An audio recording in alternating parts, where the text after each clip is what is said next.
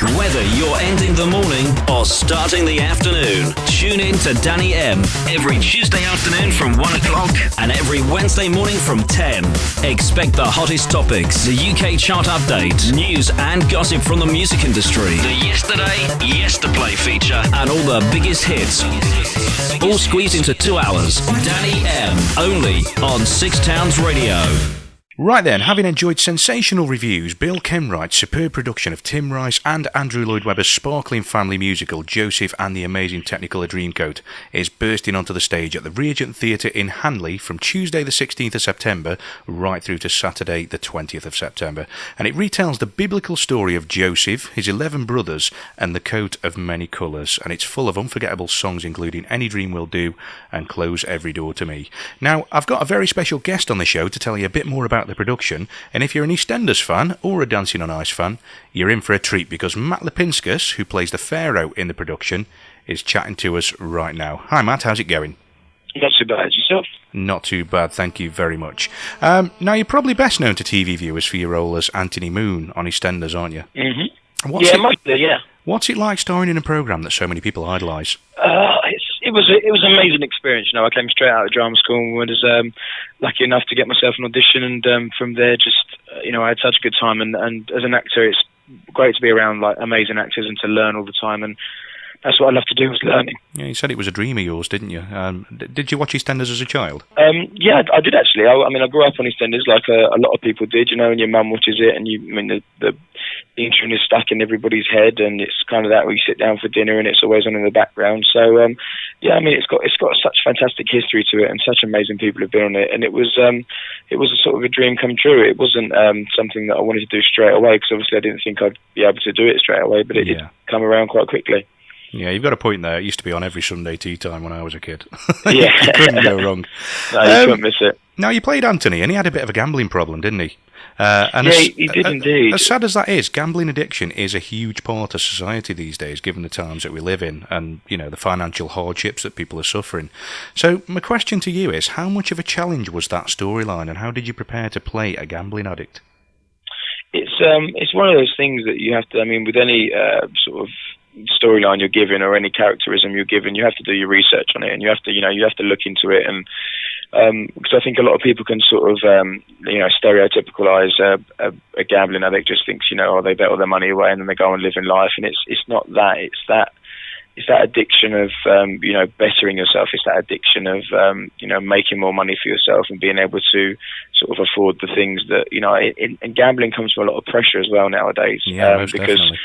If you look at TV screens nowadays, it wasn't so much about a couple of years ago, but nearly every other advert nowadays is something to do with a bookies or a casino slots or something, and it is drawing people into this false advertisement of, you can make more money here, you can win this, and people do. People get suckered into it, and it is a farce and very sort of, trap you can get stuck in, and by the time you know it, things have happened, and it's not a good thing to be part of. But so it was really good to sort of play that and get across that someone can lose everything in 5 minutes.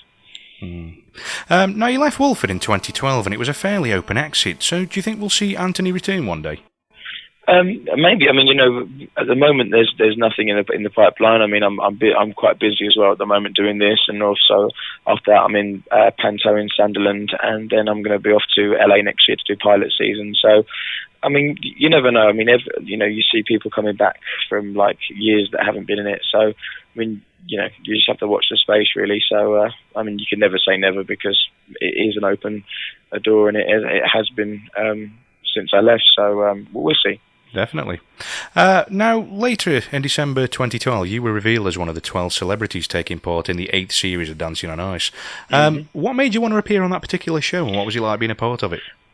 As an actor and as a person, I really like to challenge myself, and that came along, and I did the audition, and I was auditioning for a few other things as well, and there was some other work going on, but I just chose it because it was another, it was a chance for me to sort of show people me, because obviously when you're in a soap, people just see your character and they see Anthony Moon and you're known as that. So I kind of I thought it was a good way for me to sort of break away from that and become Matt Lapinskas rather than Anthony Moon. So mean, that's why I chose to do that, and I had a great time. And anything I do, I put my 100% effort to it. So I trained hard for it and tried my best, and managed to pinch second, which was a great achievement for me. You certainly did. In the final, you got maximum points, didn't you? 10 from each judge, and one of them even said that it was hard to differentiate between you and the pros. Now, yeah, it was. I mean, that to hear that is just it was really nice to have, and I knew.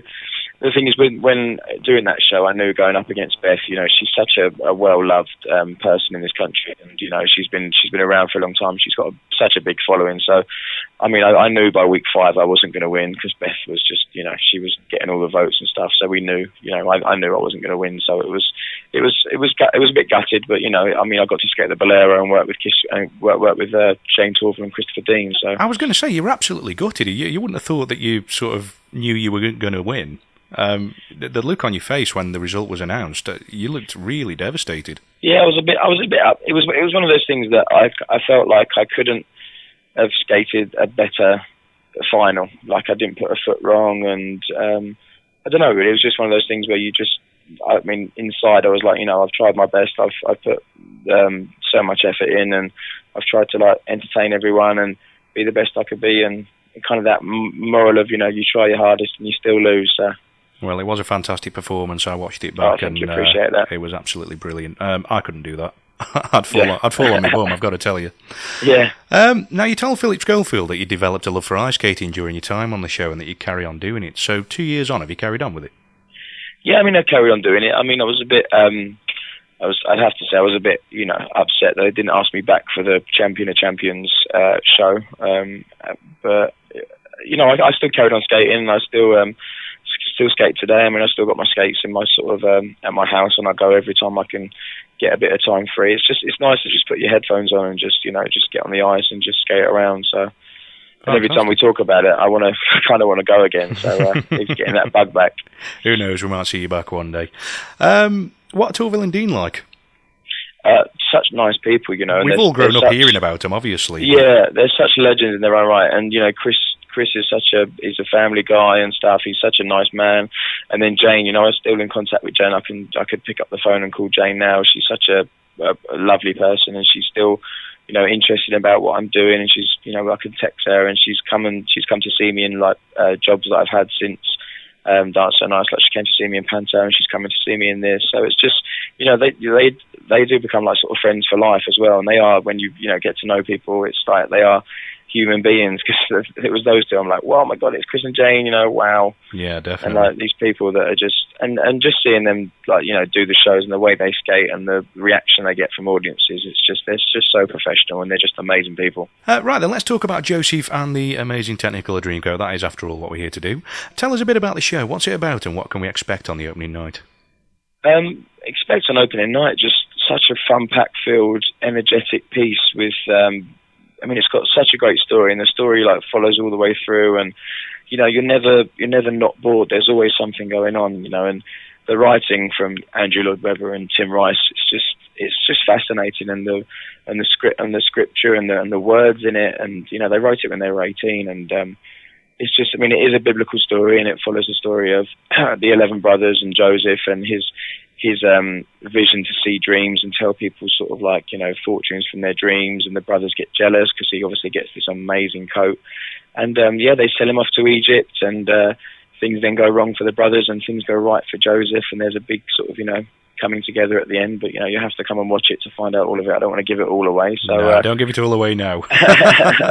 It's an amazing piece, and the cast here are fantastic. Lloyd's playing Joseph and Danielle's playing the narrator, both fantastic individual singers, astonishing to watch, and I'm learning all the time from those two and the rest of the cast. It's just it's something new to me, and I'm just thoroughly enjoying it.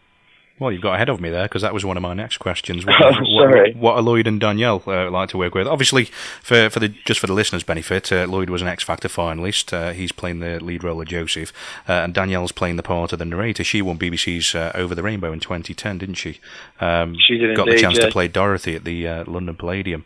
But what are they like?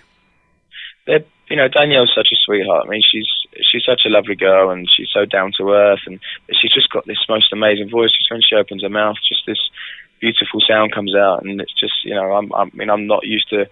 I'm not used to all the musical stuff, so this is new to me. And just to hear these people perform, I mean, Lloyd's just got such a cracking voice. I mean, he was on the X Factor when he was 16. He's one of the youngest competitors ever, and you know, he came third when he was 16 years old. And he's really matured, and his voice has matured as well. And he can really, you know, he holds the show, and so does Danielle. But you can't go without saying the rest of the cast as well. I mean, some of them have been doing it for a long time now, and you've got some new people in as well, but the collective sound that the ensemble make as a group is stunning, like absolutely beautiful. Cracking. Now, you're playing the part of the Pharaoh, aren't you? And I've got to say, having seen some of the images on Twitter, you look a bit like Elvis Presley in the costume. What's that all about? Yeah, it's weird that, isn't it? Someone said that to me a little while ago. Even before I even got this role, someone had said to me once, you know, you look like a young Elvis Presley, which isn't a bad thing. I mean, it's quite a good looking well, guy. Yeah, you could have had worse, couldn't you? Yeah, I could have had worse, but yeah, it's strange, you know. And I sort of I mean, as an actor, I love to inhabit the character and sort of work on that. And it's hard because he does think he's Elvis, but he's not Elvis. So it's just trying to find that variety of not playing an Elvis impersonator, but playing, you know, a character with splashes of Elvis everywhere. So I think I'm doing well. I mean, the reviews have been good, and Bill's happy, so that's the main thing. Fantastic. Now, the show's actually in the Guinness Book of Records as the longest-running touring musical of all time, with an estimated figure of sort of 15 million tickets sold. You must feel pretty astonished to be a part of that. You must be really proud. It is. I mean, there's some fascinating names go with this show, and it's just to be a part of it and to have your name put on that list, and just to, you know, you see some shows that come and go, but like this one's been around for over 35 years now, and it's still running, and it's still selling tickets, and people are still coming from everywhere to come and watch it, and it's just fascinating. And the best thing about it is at the end, when we're doing the mega mix, to look out and you've got kids of 4 to like grandmas aged like 80 to 90, like they're all standing up and they're all cheering, they're all singing the same song, and it's just fascinating, you know, because you don't see that nowadays. You know, Michael Jackson and your Elvis Presleys and your people like that will be around forever, and Joseph, I think, will be around forever as well. So most definitely, it's just got that longevity there, hasn't it? Yeah. Right. What does your future hold? Because obviously you've not done a lot, but you've done so much. It's a strange one, and you've got so much ahead of you. What have you got in store? Yeah, so it's basically, I mean, I've changed agents at Christmas for a little new start with a different agent now, and I'm with Cam in London, and basically I'm going to go off. I'm doing Panto at Christmas. What Panto are you doing? I'm doing Snow White and the Seven Dwarfs with UK Productions over at the Empire in Sunderland. Oh, and what's your part in that? So I'm playing Prince Charming. Oh, fantastic. Yeah, it should be good. It should be a good one. And then from there, I'm going to go out to LA in January and do pilot season out there. So basically go and meet with a lot of people out there and see what's going on, and try my luck out there. Brilliant. Well, you're certainly a talent, mate, and we'll be keeping an eye on you. Hopefully things will work out the way you want them to. Exactly, fingers crossed. Right then, if you like what you've heard today, you can see Matt in action as the Elvis-style Pharaoh at the Regent Theatre from Tuesday the 16th of September, and tickets for Joseph and the amazing Technicolor Dreamcoat can be purchased at the Regent box office by calling 08448 717 649 or by visiting the Regent Theatre website. Matt, thank you so much for coming on the show today. It's been an absolute pleasure chatting to you. Thank you very much. Best of luck with the tour. Cheers, buddy, and hopefully I'll see you down there. You take care. Take care, buddy, now. All the best.